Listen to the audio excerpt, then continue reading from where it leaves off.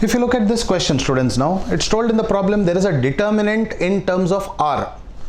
Any other terms not having r for summation is considered to be a constant. Is it okay? For summation is considered to be a constant. Now the question is asking you to summate the value from 0 to m. When you see the summation here, 0 to m means there are total of m plus 1 values, right? Because you are starting from 0. If I ask you from 0 to 5, how many values are there? 0, 1, 2, 3, 4, 5. Including 0, there are 6 values, right? So same way, 0 to m, there are m plus 1 values. Now if I try to summate this, from r is equal to 0 to m, then this part will get summated. I can write like this. Summation r is equal to 0 to m, 2r minus 1 will get summated. Summation r is equal to 0 to m, mcr will get summated. 1 can be considered as r power 0, right? So 1, which is a constant, will get summated. R is equal to 0 to m. Correct or not? Will get summated. Remaining every other term will be considered to be a constant. This independent 1 in that row will get summated. Correct? So now I can write, we can see individually, summation r is equal to 0 to m, 2r minus 1. Okay?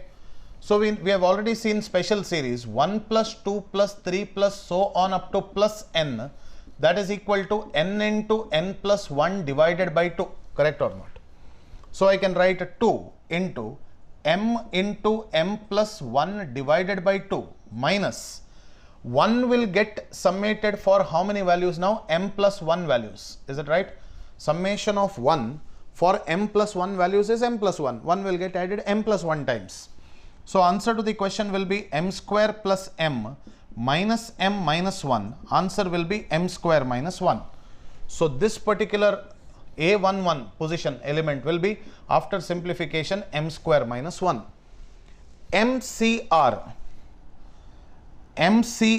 sigma r is equal to 0 to m.